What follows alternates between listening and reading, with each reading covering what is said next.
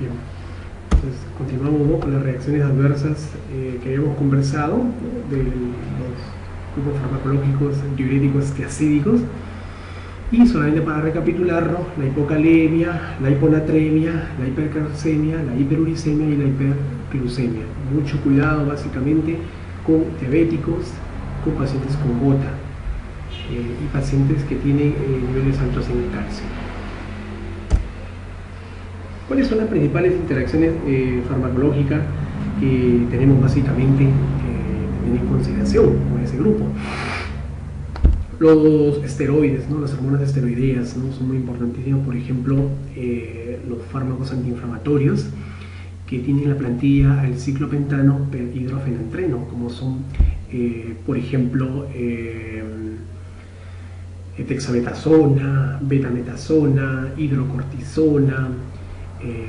Son básicamente corticoides, glucocorticoides sistémicos. Entonces hay que tener mucho cuidado cuando se utilicen en forma conjunta, ya que estos esteroides, junto con los diuréticos tiacídicos, van a acrecentar los problemas de hiperglicemia, los problemas de hiperuricemia, ¿no?, acumulación de ácido úrico, los incrementos de los niveles glicémicos, y esto va a potenciar en los pacientes que lo consumen. Por ejemplo, hay pacientes diabéticos que se debe tener especial cuidado el uso de glucocorticoides, ya que no olvidemos que los glucocorticoides activan la gluconeogénesis, y esto nos va a formar glucosa, y la glucosa va a incrementar los niveles de glicemia, y por ende el paciente hiperglicémico, y si es diabético y mal controlado, va a aumentar estos niveles.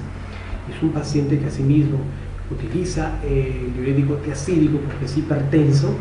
Entonces vamos a poder observar que esos niveles altos de glucosa van a ser eliminados por la vía renal como filtrado.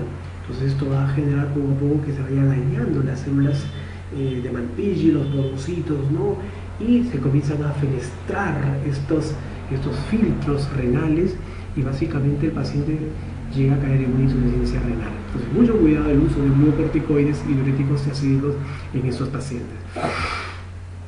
Otro aspecto importantísimo es los AINES. Los AINES básicamente tenemos aspectos claves que comentar, como lo dijimos con los diuréticos de ASA, los diuréticos tiacídicos. Tenemos, por ejemplo, fármacos, ketorolaco, es un fármaco, un AINES muy gastrolesivo y también nefrotóxico, como es el ketoprofeno, que también genera nefrotoxicidad. Entonces, los AINES, no olvidemos que van a generar disminución de las prostaglandinas T2, que son vasodilatadores, y por ende se va a generar una constricción de la arteriola aferente, y por ende vamos a llegar a un tema muy importante, que viene a ser una disminución de la tasa de filtración glomerular. Entonces, hay que tener en consideración momentos claves, momentos muy importantes, de que el uso conjunto de AINES en forma crónica con los diuréticos tiacídicos hay que tener especial cuidado. Muy bien, porque nos pueden generar una nefrotoxicidad. Muy bien, otro punto son los antiarrítmicos, flecainamida, lidocaína. Tenemos un conjunto de grupos antiarrítmicos muy importantísimos, como también tenemos bloqueadores canales de calcio como el tiazem, verapamil, que actúan como antiarrítmicos. El uso conjunto de ellos también nos puede conllevar a una disminución de los efectos, ya que básicamente se exacerba la eliminación del potasio, y es importantísimo para la función cardiovascular. Entonces se va a potenciar un efecto de cardiotoxicidad. Y hay antibióticos, definitivamente, como son los aminoglucósidos, como son los glucopéptidos, que básicamente su uso conjunto puede conllevarnos a incrementar, a acrecentar la nefrotoxicidad. Entonces, mucho cuidado el uso de diuréticos tiacídicos con antibióticos, sobre todo antibióticos que se eliminan principalmente por la vía renal. En orden, aminoglucósidos, glucopéptidos, que son nefrotóxicos, los famosos carbapenems, el imipenem, macilastatina, el meropenem, el ertapenem, son fármacos que tienen que tenerse especial cuidado, ya que son nefrotóxicos de por sí, y el uso conjunto con los diuréticos tiacídicos va a acrecentar esta nefrotoxicidad. Pero no olvidemos que también hay antibióticos que también se eliminan en alto porcentaje por la vía renal y que pueden, su uso crónico, conllevarnos a un problema renal como son las penicilinas y las cefalosporinas, en menor medida. Otro punto importante son los famosos ahorradores de potasio, son otro grupo farmacológico. Básicamente el mecanismo, según la inhibición de la reabsorción de sodio, tenemos a los ahorradores de potasio, y acá sí tenemos básicamente a los derivados tanto de la espironolactona y de la famosa amilorida. Son dos diuréticos que van a actuar básicamente ya en la parte final del túbulo contorneo distal y entrando al conducto conector, ¿no? Básicamente la amilorida va a inhibir un transportador muy importante como es el transportador básicamente sodio-cloro, ¿no? Transportadores importantísimos, ¿no? Entonces lo que va a hacer es inhibir, bloquear ese cotransportador sodio-cloro. Ese es el que lo va a inhibir, ese es el que lo va a bloquear. Entonces va a permitir que en sí el potasio, la principal función es que el potasio se elimine y el sodio se reabsorba fisiológicamente. Pero cuando se utiliza amilorida, lo que va a hacer la amilorida es, en primer lugar, es que el potasio se reabsorba, o sea, que no se elimine y que el sodio no se reabsorba.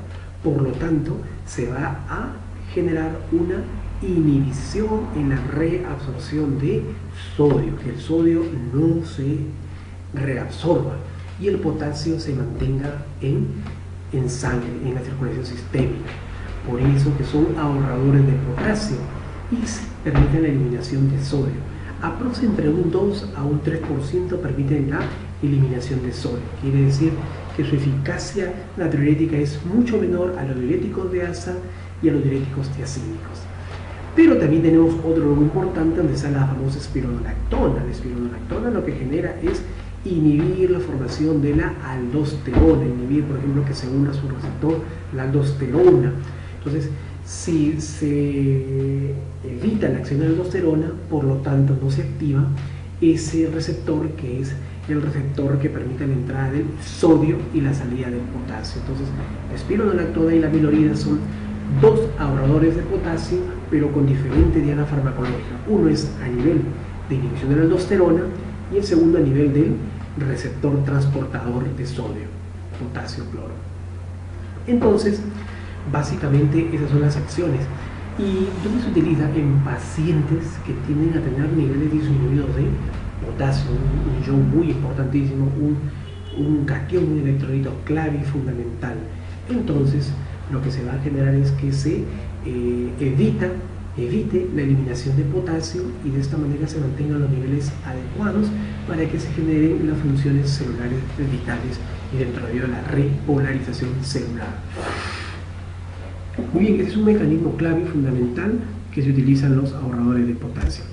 Ahora sí, miren, vamos a ver aspectos importantes, ¿no? Donde se reducen, bueno, por ejemplo, en el túbulo proximal se reduce la eliminación de potasio mediante la inhibición de la reabsorción de sodio. O sea, se inhibe la reabsorción de sodio y por lo tanto el potasio se mantiene en la circulación sistémica. Por el túbulo contorneo distal y porción del túbulo colector, también tenemos estas porciones, se inhiben los canales de sodio y aquí se inhiben los de la aldosterona.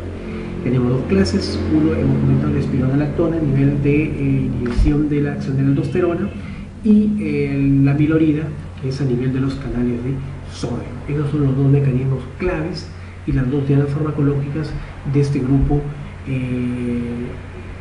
diurético ahorrador de potasio. ¿Cuáles son las principales reacciones adversas que tenemos que tener en consideración básicamente con ese grupo farmacológico? En primer lugar, se puede producir una hipercalemia muy importantísima, porque lo que se va a hacer es acumular los niveles de potasio.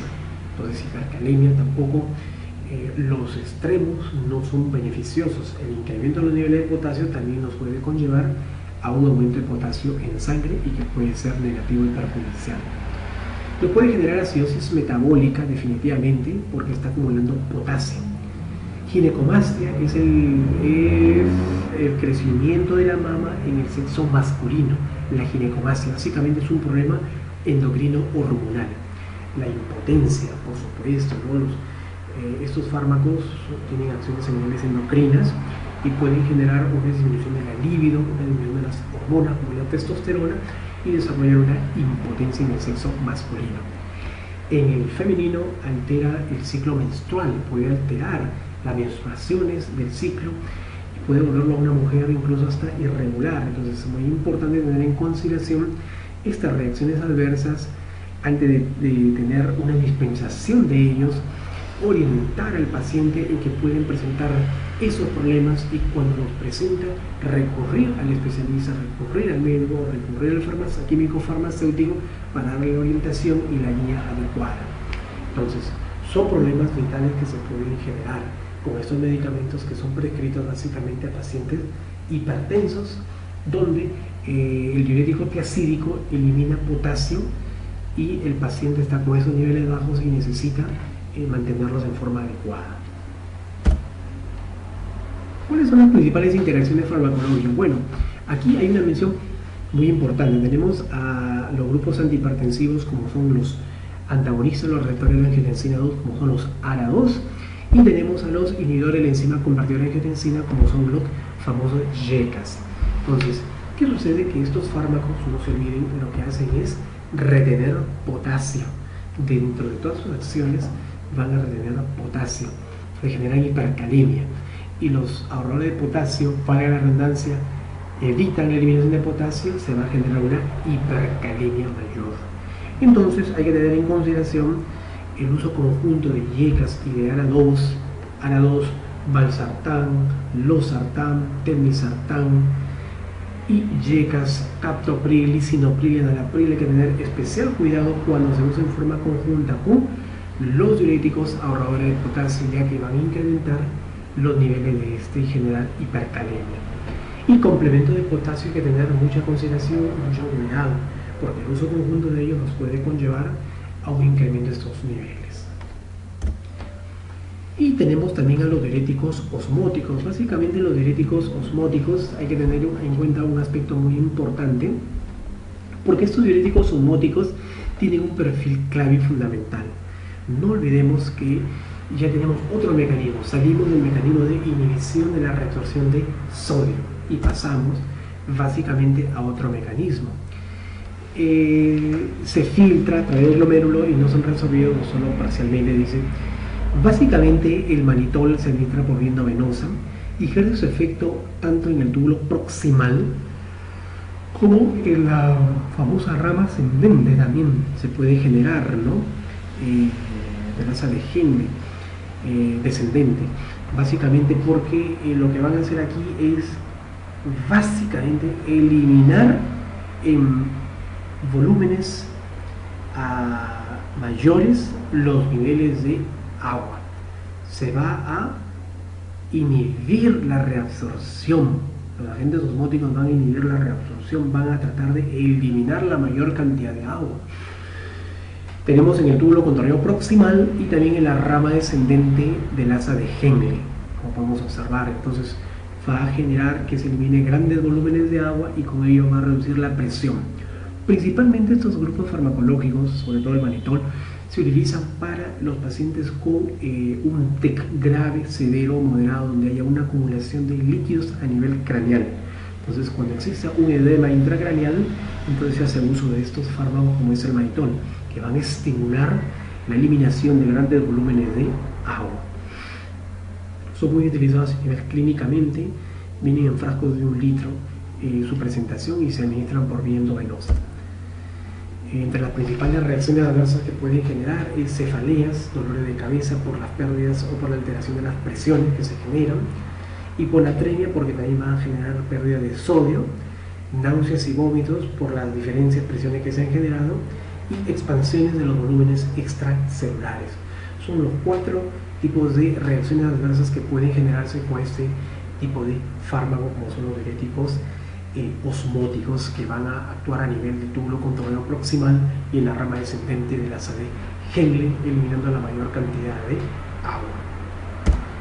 Y tener en cuenta cuáles son las principales interacciones farmacológicas. Principalmente tenemos con los inmunosupresores, ya que los inmunosupresores van a generar una retención de los volúmenes, ¿sí? Por reabsorción de sodio, por retención de sodio, y eso va a generar básicamente un antagonismo no competitivo. Y con los digitálicos, ¿no? Con los digitálicos también hay que tener en consideración porque ellos retienen sodio y esto se va a generar un antagonismo, ya que el sodio va a retener volumen y los diuréticos osmóticos son los eliminadores de agua, entonces se genera este problema muy importantísimo. Entonces, estos son los diuréticos osmóticos que van a ser utilizados cuando exista básicamente una edema intracraneal.